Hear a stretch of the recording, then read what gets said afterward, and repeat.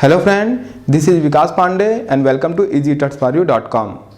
आज हम पढ़ेंगे बबल सॉर्ट के बारे में। जैसा कि पिछली बार हमने सिलेक्शन सॉर्ट के बारे में देखा था, आज हम देखेंगे कि किस तरीके से हम बबल सॉर्ट का यूज़ कर सकते हैं अरे एलिमेंट को सॉर्ट करने के लिए।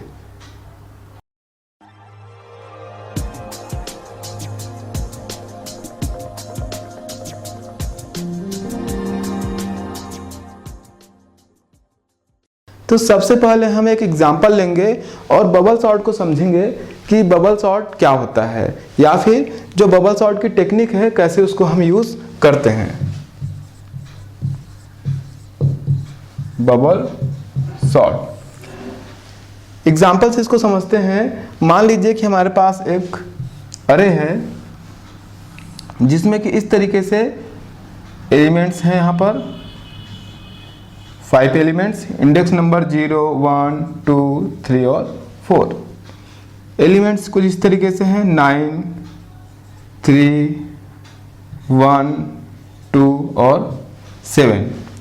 अब अगर हम बबल सॉर्ट के बारे में बात करें तो यहाँ पर पेयर्स के रूप में एलिमेंट्स लिए जाते हैं और उसके बाद उनको आपस में कंपेयर किया जाता है, या फिर स्टार्टिंग से लेके यहाँ पर एक एलिमेंट्स के बाद में जो जस्ट बाद में जो एलिमेंट्स होता है, जो नेबर एलिमेंट्स होता है, उसके साथ उसको कंपेयर किया जाता है और अगर वो सही ऑर्डर में नहीं है तो उनको स्वैप कर दिया जाता है। और यही प्रोसीजर फिर इसी तरीके से आगे वाले एलिमेंट के साथ चलता जाता है। जब यहाँ पे फर्स्ट पास से हम बाहर आते हैं या फर्स्ट पास के बाद देखेंगे तो यहाँ पर सबसे लास्ट इंडेक्स पर एलिमेंट सॉर्ट होता है।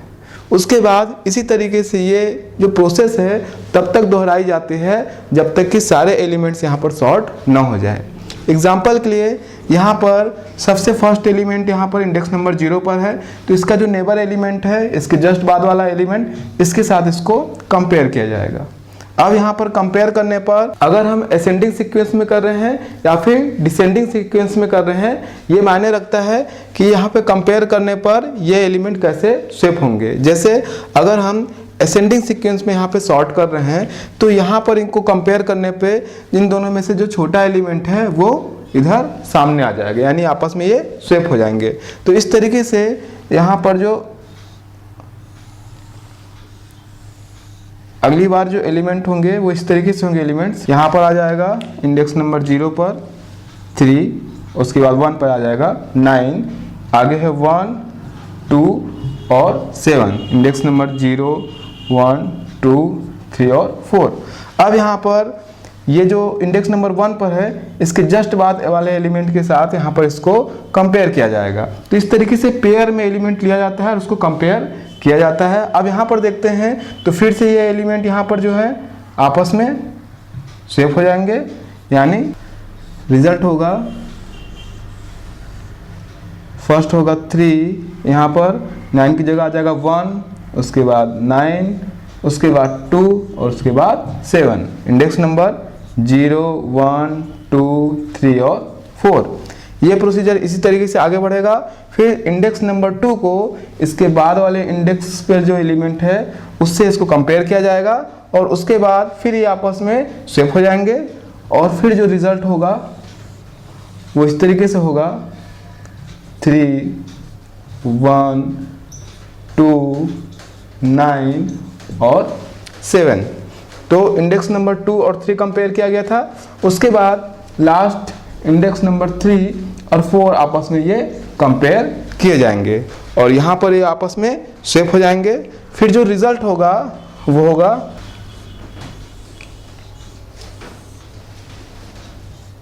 3, 1, 2, 7, 9। तो जो लास्ट इंडेक्स यहाँ पर है इंडेक्स नंबर 4, आप यहाँ पर देखेंगे कि ये जो एलिमेंट है अपने करेक्ट पोजीशन पर आ चुका है। तो इस तरीके से ये फर्स्ट पास है। फर्स्ट पास के बाद हम देखेंगे ऐसे ही हर एक पास के बाद लास्ट इंडेक्स से होते हुए ये इसी तरीके से आगे बढ़ते जाएगा और एक एक इंडेक्स पे, यानी कि 4 पे, फिर 3 पर, फिर 2 पर, फिर 1 पर, फिर 0 पर, इसी तरीके से एलिमेंट्स यहाँ पर सॉर्ट होते जाएंगे। तो यहाँ पर जो एलिमेंट्स हैं, आप अगर असेंडिंग सीक्वेंस में इसको सॉर्ट कर रहे हैं या फिर डिसेंडिंग सीक्वेंस में सॉर्ट कर रहे हैं, लास्ट इंडेक्स से सॉर्ट होते हुए ऊपर की तरफ आते हैं। तो इस तरीके से इसका नाम यहाँ पर बबल सॉर्ट रखा गया है। जैसे कि पानी में बबल जो होते हैं वो नीचे से ऊपर की तरफ आते हैं, उसी तरीके से यहाँ पर एलिमेंट जब सॉर्ट होते हैं तो लास्ट इंडेक्स से सॉर्ट होते हुए वो ऊपर की तरफ आते हैं। यानी सबसे फर्स्ट जो सॉर्ट होता है या करेक्ट पोजीशन पे एलिमेंट जाता है वो यहाँ पर सबसे लास्ट इंडेक्स पर जाता है। तो फर्स्ट पास के बाद हमारा ये रिजल्ट हुआ। अब इसको आगे बढ़ाएंगे, इस रिजल्ट को लेते हुए ये प्रोसेस तब तक कंटिन्यू करेंगे जब तक कि सारे एलिमेंट सॉर्ट ना हो जाए। तो फर्स्ट पास का जो रिजल्ट है वो यहाँ पर है 3, 1, 2, 7 और 9। ये इंडेक्स नंबर 4 पर सॉर्ट हो चुका है, यानी करेक्ट पोजीशन पर आ चुका है। अब आगे बढ़ाते हैं इसी प्रोसेस को। हम इसको तब तक रिपीट करेंगे जब तक कि सारे एलिमेंट सॉर्ट ना हो जाए। तो यहाँ पे फिर इंडेक्स नंबर 0 और 1 कंपेयर करेंगे, ये आपस में स्वैप हो जाएंगे और जो रिजल्ट होगा 1, 3, 2, 7 और 9, 0, 1, 2, 3 और 4। फिर इंडेक्स नंबर 1 और 2 को आपस में कंपेयर किया जाएगा, फिर आपस में स्वैप हो जाएंगे। तो इस तरीके से रिजल्ट होगा 1, 2, 3, 7 और 9, 0, 1, 2, 3 और 4। फिर उसके बाद इंडेक्स नंबर 2 और 3 पे जो एलिमेंट्स हैं वो आपस में कंपेयर किए जाएंगे। और इसके बाद अगर हम देखें तो इसके बाद जो सारे एलिमेंट्स हैं वो सही पोजीशन पे या करेक्ट पोजीशन पे आ चुके हैं। 3 और 7 को कंपेयर करने पर ये अपने सही पोजीशन पे हैं, तो ये आपस में स्वैप नहीं होंगे और आगे इनको कंपेयर नहीं किया जाएगा, यानी 3 और 4 को, क्योंकि ऑलरेडी 4 इंडेक्स पे जो एलिमेंट है वो सॉर्ट है। फिर जो सेकेंड पास होगा उसका जो रिजल्ट है यहाँ पर हमारे पास वो यहाँ पर ये है। अब इसको जब हम आगे लेके बढ़ेंगे और आगे इनको आपस में कंपेयर किया जाएगा, 0, 1 को, फिर 1, 2 को। ये सारे एलिमेंट पहले से यहाँ पर सॉर्ट हो चुके हैं। फर्स्ट और सेकंड पास के बाद ये जो एलिमेंट है आपस में ये एलिमेंट सॉर्ट हो चुके हैं। तो इसके बाद फिर इस प्रोसेस को दोहराया नहीं जाएगा, कि जैसा हमने अभी थ्योरी में देखा कि ये प्रोसेस तब तक रिपीट करेंगे जब तक ये सारे एलिमेंट सॉर्ट ना हो जाए। क्योंकि यहाँ पे एलिमेंट सॉर्ट हो चुके हैं तो सेकेंड पास के बाद हमारे ये रिजल्ट आ गया कि एलिमेंट यहाँ पर सॉर्ट हो चुके हैं। तो इस प्रोसीजर को या फिर इस टेक्निक को जो हम यहाँ पे यूज़ कर रहे हैं इसको हम बबल सॉर्ट कहते हैं। बबल सॉर्ट में नंबर ऑफ पासेस, जो भी आपके एलिमेंट्स होंगे उनकी संख्या से एक कम होते हैं। एग्जाम्पल के लिए हमने लिया था 9, 3, 1, 7, 2, ऐसा एग्जाम्पल जो भी हमने लिया था 0, 1, 2, 3, 4। एग्जाम्पल के लिए हमारे पास ये अरे है, यहाँ पे एलिमेंट की संख्या देखेंगे तो 5, यानी इसका अगर हम साइज बोले अरे का तो यहाँ पे साइज है 5। अब यहाँ पर जब हम इसको बबल सॉर्ट से सॉर्ट करेंगे, नंबर ऑफ पासेस यहाँ पर होंगे वो यहाँ पर जितने भी नंबर ऑफ एलिमेंट्स हैं उससे एक कम होंगे, यानी यहाँ पर जो नंबर ऑफ पास होगा मैक्सिमम वो होगा 4।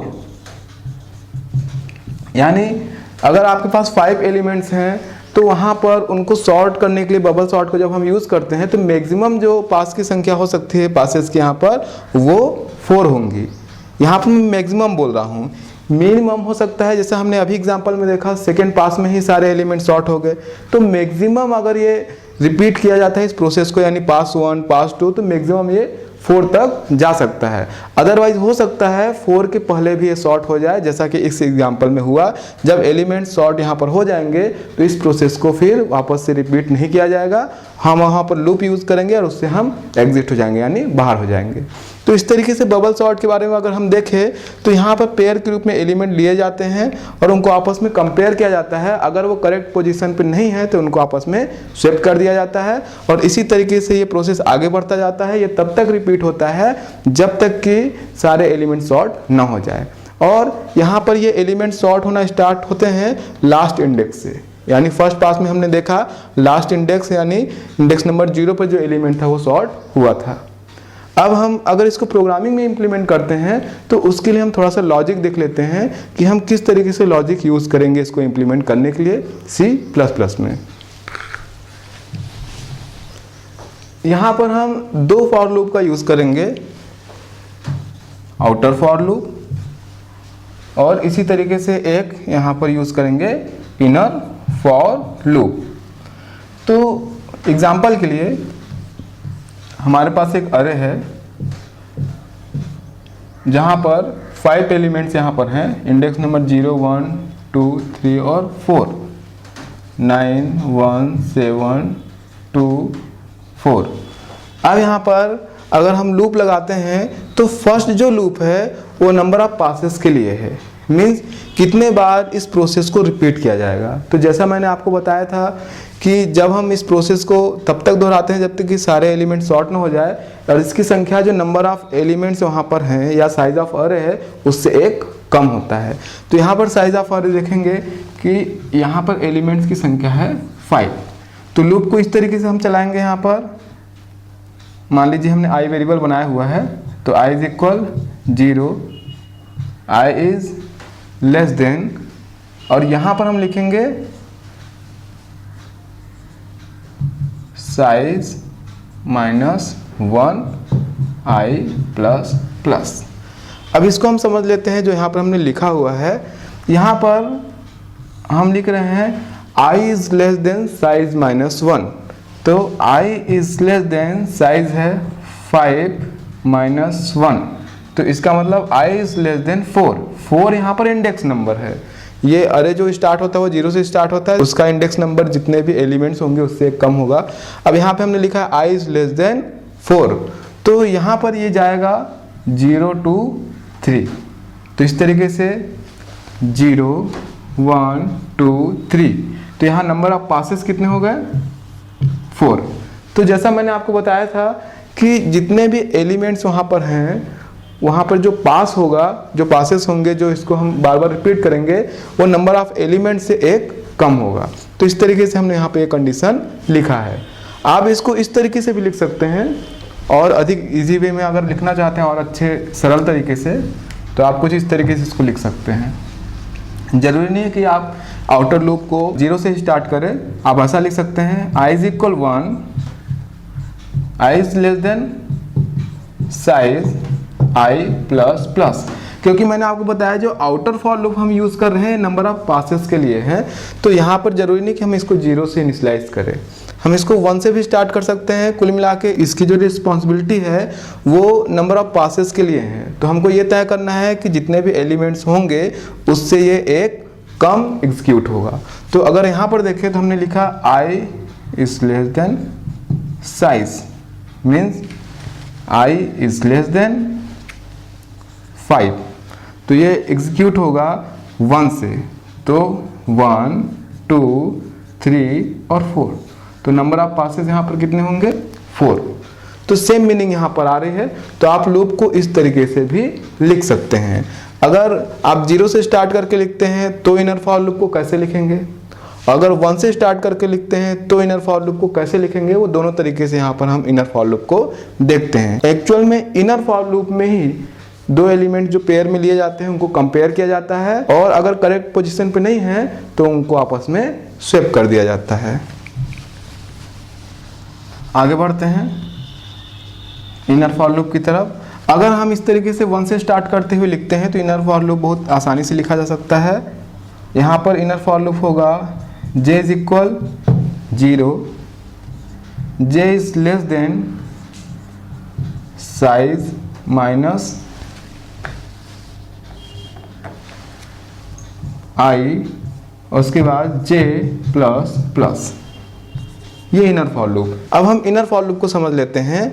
यहाँ पर साइज माइनस 1 नहीं लिखा है, यहाँ पे लिखा है i, it means j is less than size, मान लीजिए एलिमेंट की संख्या 5, तो 5 माइनस, पहली बार जब लूप एग्जीक्यूट होगा तो i की वैल्यू होगी 1, तो यहाँ पे होगा 5 माइनस 1, तो इसका मतलब क्या हुआ j इज लेस देन 4, इसका मतलब j जो है वो एग्जीक्यूट होगा 0 1 2 और 3, तो इस तरीके से 0, 1, 2 और 3 लास्ट इंडेक्स तक ये नहीं जाएगा।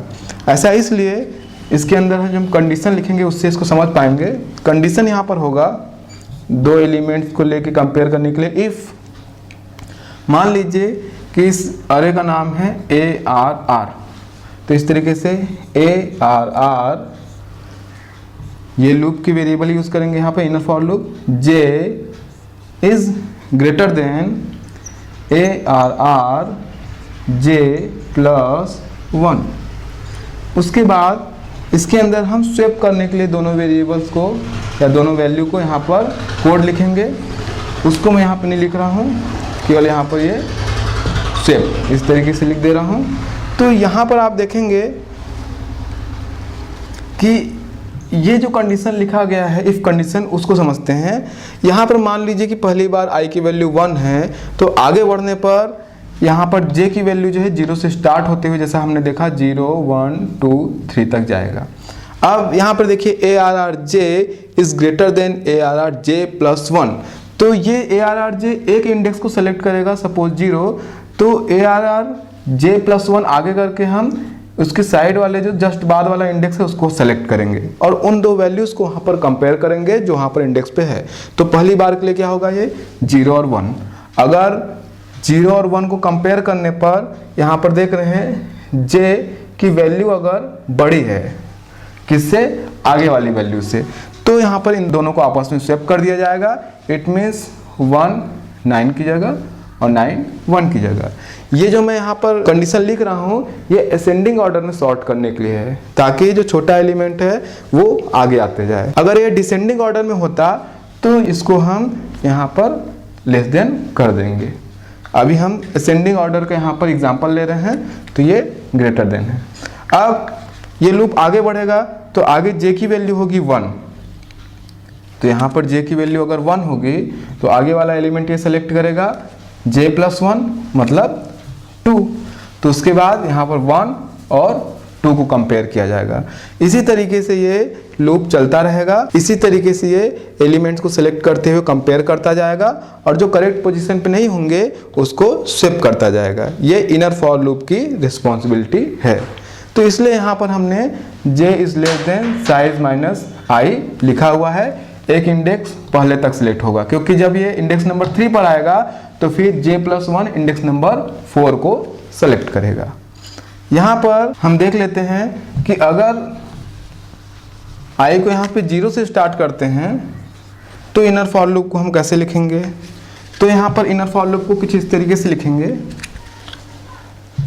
For j is equal 0, j is less than, अब यहाँ पर हम लिखेंगे साइज माइनस i और फिर लिख देंगे -1 j प्लस प्लस। चूँकि हमने यहाँ पर i को 0 से स्टार्ट किया है तो इसलिए हम यहाँ पर एक -1 और लगा रहे हैं। ऐसा इसलिए क्योंकि इसको हम देखेंगे तो होगा 5 माइनस, अगर j की वैल्यू स्टार्टिंग 0 है तो 5 माइनस 0 हो गया और -1, तो j is less than 5 minus 1 यानी j इज लेस देन 4, तो यहाँ पर ये j होगा 0 1 2 3, सेम जैसा हमने पिछली बार देखा। लेकिन अगर हम 0 से स्टार्ट करते हैं i को यहाँ पर, तो हमको यहाँ पर कंडीशन कुछ इस तरीके से लिखना होगा। तो यहाँ पर हमने एक सिंपल लॉजिक देखा कि कैसे हम फॉर लूप को लिखेंगे, आउटर फॉर लूप किस लिए यूज़ करेंगे और इनर फॉर लूप किस लिए यूज़ करेंगे। अब कंप्यूटर पर हम इसके लिए प्रोग्राम बनाकर और रन कराकर देखेंगे कि किस तरीके से बबल सॉर्ट का यूज़ करते हुए हम अरे एलिमेंट्स को सॉर्ट कर सकते हैं।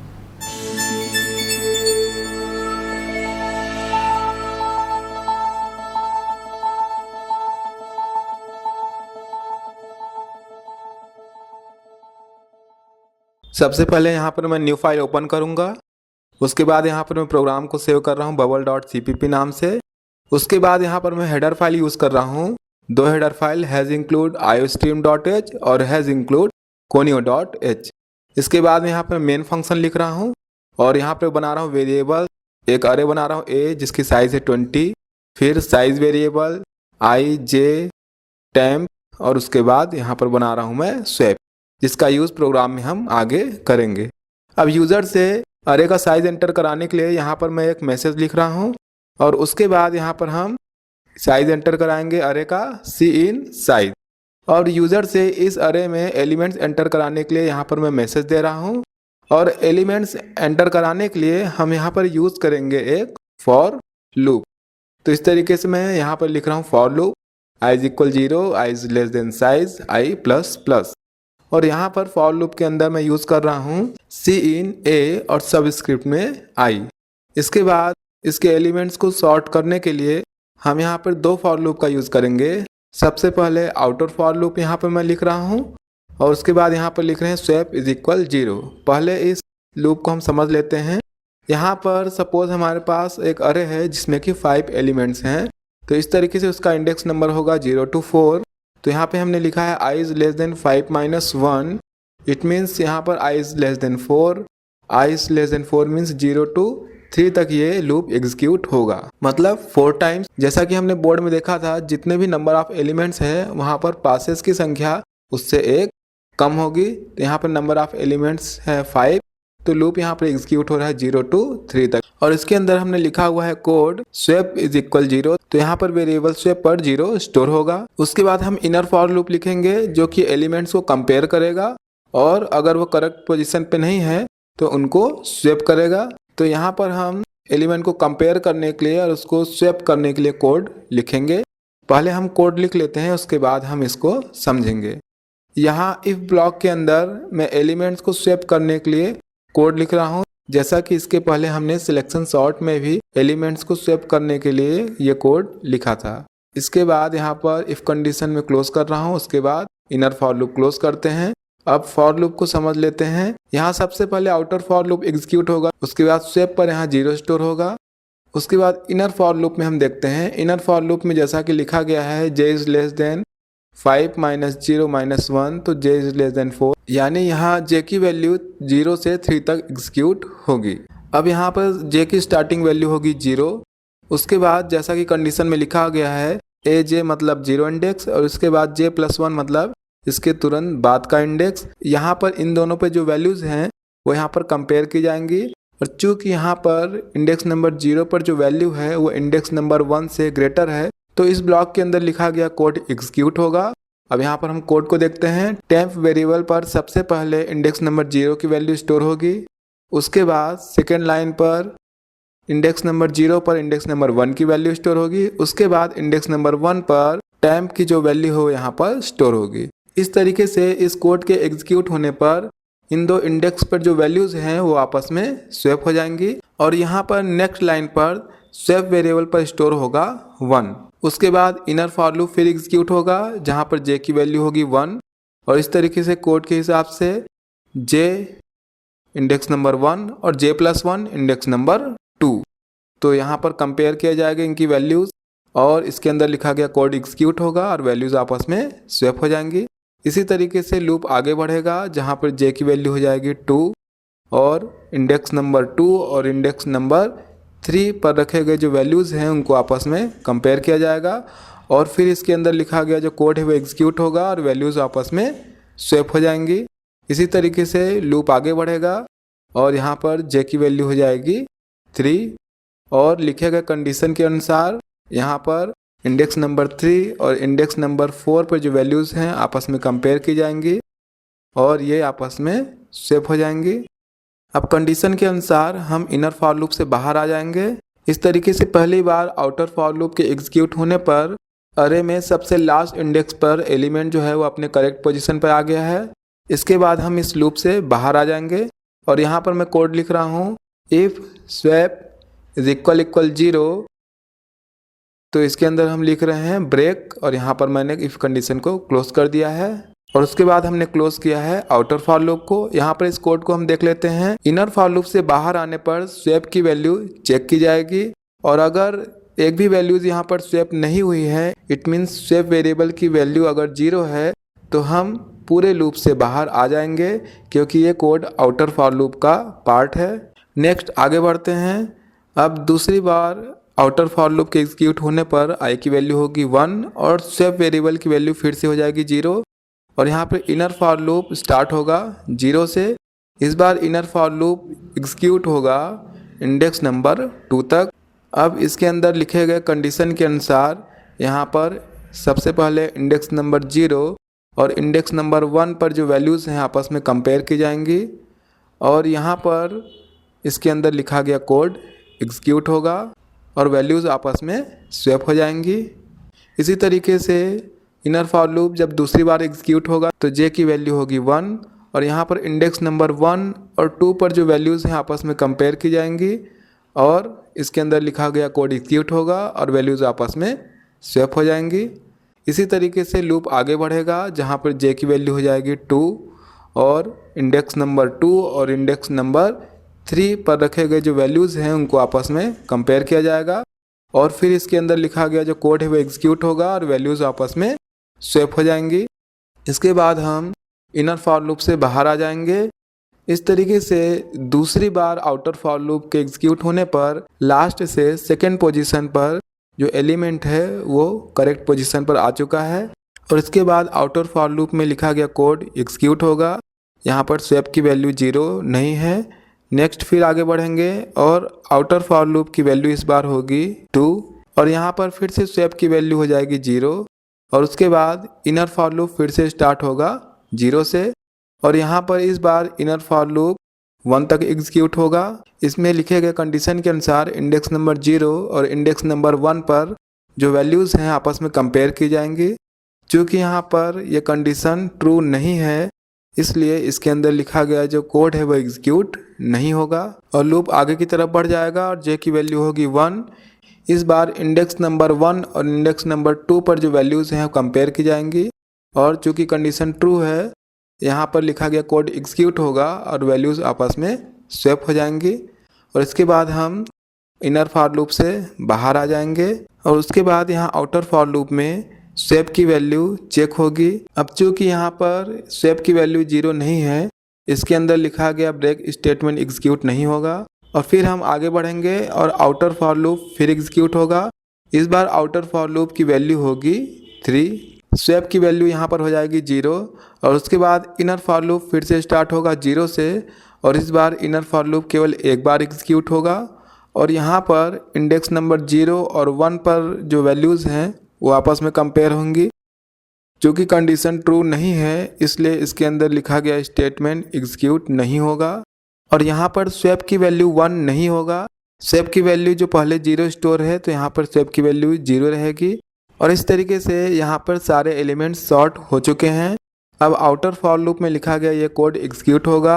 चूँकि स्वैप की वैल्यू यहाँ पर 0 है ब्रेक स्टेटमेंट एग्जीक्यूट होगा और हम पूरे फॉर लूप से बाहर आ जाएंगे। यहाँ पर outer for loop 4 times execute हुआ है लेकिन अगर मान लीजिए कि इसके पहले ही ये एलिमेंट सॉर्ट हो जाते यानी कि यहाँ पर स्वैप की वैल्यू 1 नहीं होती, स्वैप की वैल्यू ऑलरेडी 0 होती तो यहाँ पर लिखा गया ब्रेक स्टेटमेंट एग्जीक्यूट होता और हम पूरे लूप से बाहर आ जाते।